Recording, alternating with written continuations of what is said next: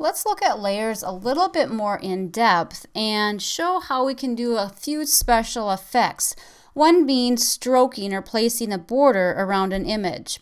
So when I have an image, such as I have right here with my flower, I can put a stroke around it if I would like that effect. So right now might be a little tricky. If you notice over here in layers, I have a background layer. So that means that my white and my flower are flat. They're smashed together. So I need to take my flower, removing the white. First thing I'm going to do is double click over here on my background layer to convert it to an image layer. That will allow me some more editing capabilities. Then I'm going to get rid of my white. And so the fastest way probably is to look at the white and get rid of that. Now my quick select tool here would probably do a decent job in the yellow flower. As I drag, you can see it's starting to get the borders. Did a fairly decent job, not too bad. I'm going to Control D to deselect. Let's look at it in the white though. The white, it goes extremely fast because I have a solid white.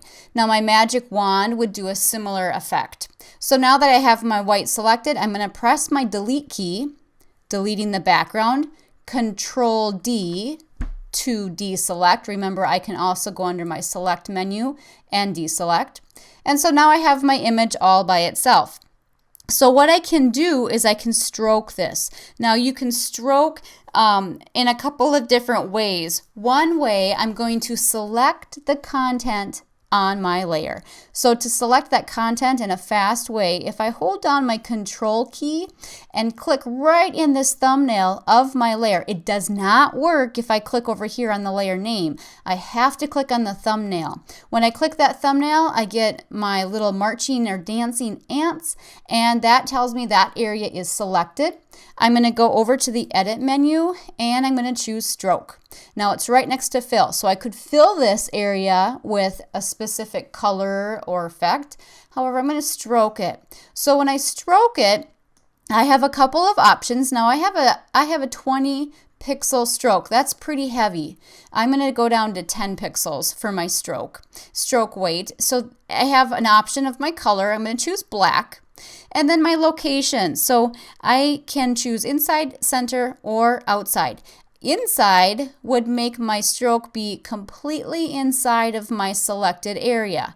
Center would do a 50-50, and so in this case it would be 5 pixels on the outside, 5 pixels on the inside. And on the outside, we'll stroke it completely on the outside. If I wanted to adjust my blending mode at this point or my opacity, I could certainly do that as well. Click OK.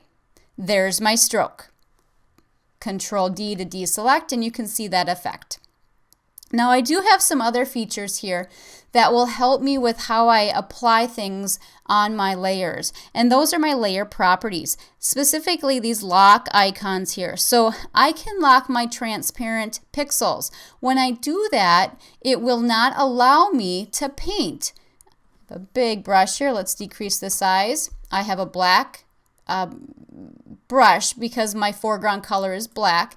When I paint, notice that it doesn't paint on the transparent areas, only paints in the pixels. So that's locking the transparent pixels. So that another way of stating that is that it limits editing capabilities to opaque areas or areas where there's paint or pixels.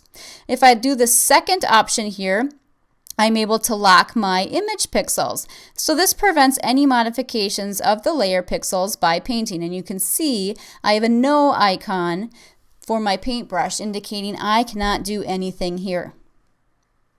My lock position, and notice how I can have lock position with either one of these two locks. So lock position basically is moving the position. So I can paint wherever I want. Now if I had another one of these locks on, I'd be limited to where I could paint. However, the lock, if I go to my move tool, I cannot move anything. It's not going to let me move it. So that tells me that this layer can't be moved.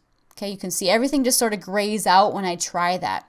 And the last feature here is to lock everything. And so that would be locking all. So it locks the position, it locks the image pixels, it locks the transparent pixels, it locks it all. All right, so there's a few more details about the layer panel and also to show you how you can stroke a selection.